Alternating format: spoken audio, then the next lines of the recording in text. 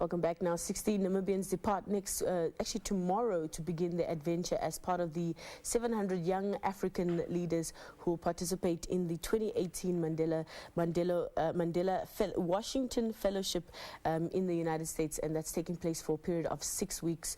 Joining me in the studio is Stefanie Garises, as well, an entrepreneur, as well as Jholer Timbo, a civic leader, who tell us more details about their experience and what they expect as they take their trip to the United States. A very good morning to you, Stefanie. Good morning. Morning to you, Jholer. Good morning. Thank you so much for joining us. I'm so excited. It's exciting times for you guys, eh? Yes, absolutely. Super exciting. Your bags are packed? Yo, mostly. Kind of? Mostly packed. Yeah, almost, right?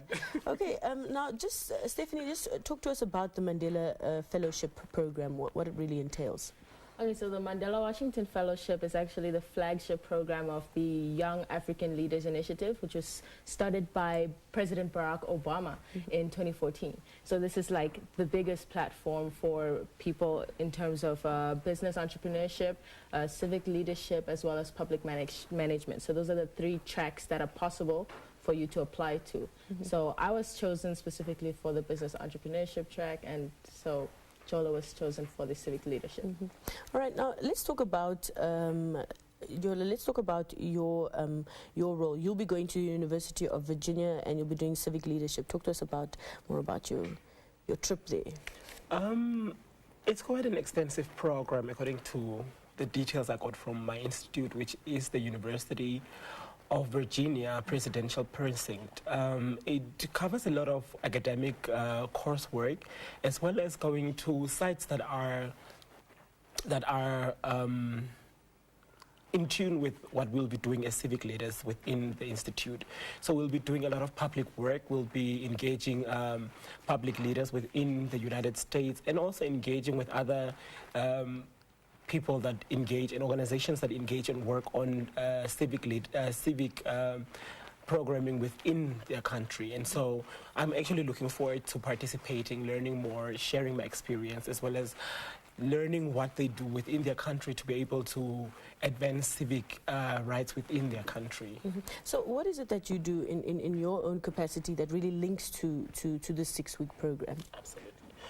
And so I am an advocate for trans rights within Namibia. So that looks at ensuring that trans people are respected, are included, have equality and equity within Namibia, and also addressing the stigma, the discrimination that surrounds transgender people within Namibia, and looking at the intersectionality of human rights within being trans in Namibia, a Namibian black trans person. Where do I see myself within the issues of poverty, within the issues of education, within the issues of unemployment within the country? And so I'm trying to advocate for intersectionality and not looking at trans people in isolation, but looking at what are the intersectionality, what affects me within the country, what can I do as a transgender activist to voice the challenges that we face within the country, and seeing ourselves and placing ourselves in settings where we can bring about change of perceptions and mindsets and inclusion to create a better Namibia for everybody. All right, now, Stefanie, you'll be going to Austin, Texas, doing business entrepreneurship. Exactly. Talk to us about your experience and what you'll be doing. All right, so I'll be attending the University of Texas at Austin, pretty much the business entrepreneurship track. The reason for this is that my future plans as, young professional is to start a business of my own to actually support startups that already exist. That's just some of my kind of experience.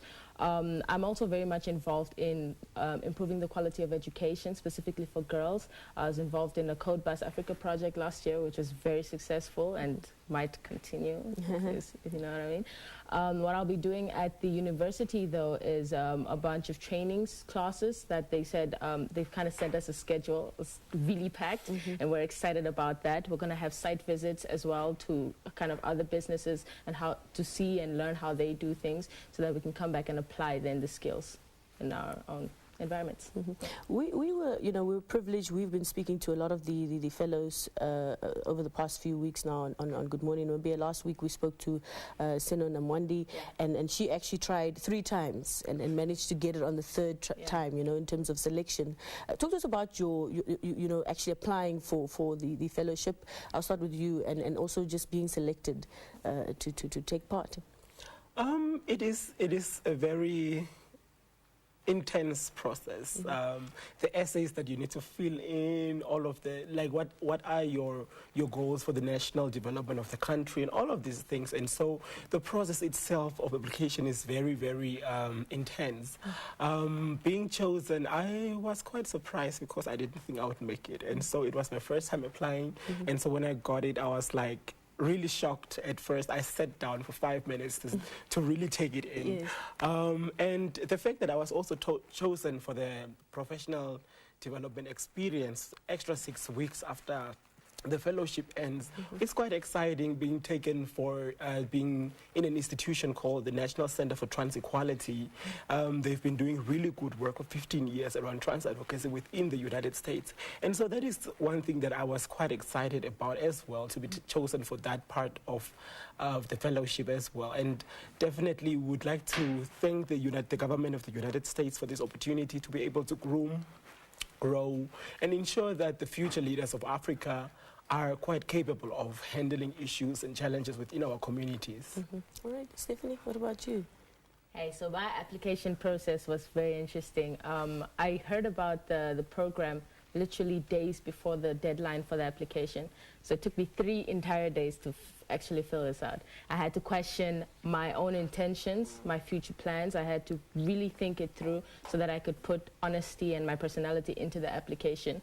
And I saw that it actually translated pretty well when they called me for the interview, like in the beginning of January there. I was like, wow, wow, wow. They called me, they were like, yes, we need to see you. And then I was like, okay, I can come through. Nervous as hell. You have a bunch of people sitting at the other end of the table questioning you, left, right, center. You've got 10 minutes. That's the whole interview.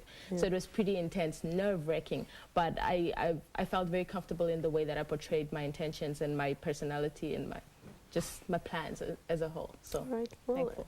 Thank you, Stefanie and Jholer. Thank you so much for joining us this morning, and all the best. I wish you could also pack me along in your suitcase, but yeah, all the best. Enjoy it. I think probably experiences like this, also the networking opportunities that you get, you know, from other people from other parts of the country. I mean, you're going to be mixing with 700 other African leaders. So all the best and enjoy it. Thank you so much. Thank you. Well, there you have it. That's Stefanie Garises, an entrepreneur, as well as Jholer Timbo, a civic leader, talking to us more about the Mandela Washington Fellowship program. They will be taking their flight tomorrow, and it's a 6-week program that they will be undertaking. Stay tuned. We continue here on Good Morning Namibia.